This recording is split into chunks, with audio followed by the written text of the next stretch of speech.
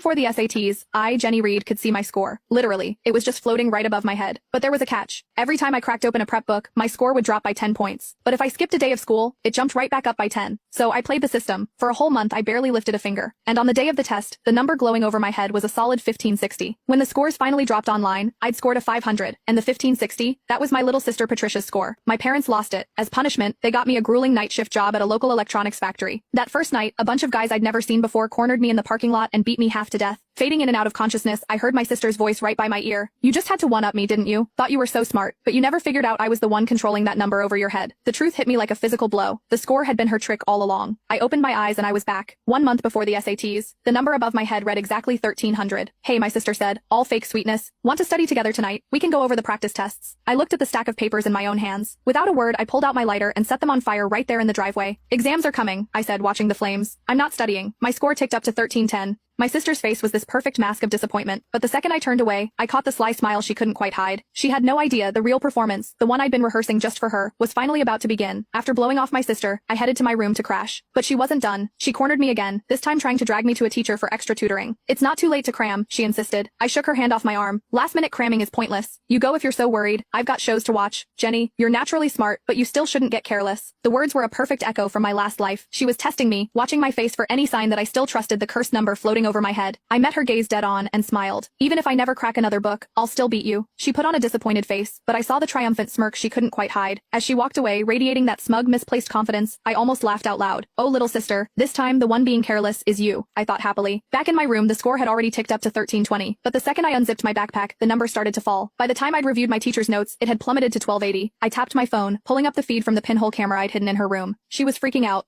"Why is it dropping so fast?" I knew she was lying. She said she wasn't studying, but she's obviously grinding right now. "Why doesn't she believe the score?" A cold, unfamiliar voice answered her. "Why are you panicking? Once it drops below 1000, it'll detonate right on top of her. Studying is basically a death wish." My blood ran cold, but my sister looked thrilled. If she gets blown up, she deserves it. Who told her to start studying and mess with my head? Staring at the falling number, my mind raced. I had to find a way to fool this thing, and fast. I spent the next hour trying everything. No matter what I did, the moment I engaged with any study material, the score kept dropping. When it hit 1000, it flashed a violent warning red. Pure adrenaline shot through me. I slammed my books shut, grabbed my stuff, and booked it to an all-night bar downtown. I didn't breathe easy until I saw the number climb back to 1530 on the reflection in my phone. And right on cue, my sister noticed it too. On the surveillance feed, she looked unbearably smug. I knew that idiot would fall for it. She's probably out partying right now, thrilled that her score is going up from slacking off. She actually thinks she's going to score a 1530. That's my score. Watching her celebrate, I let out a cold laugh and killed the feed. She had no idea I just cracked the code on how to cheat the score over my head. The real game was about to start. I let the chalk clatter onto the floor, stretching out on the plush sofa in the bar's private room. I looked over the walls I'd covered in formulas and equations.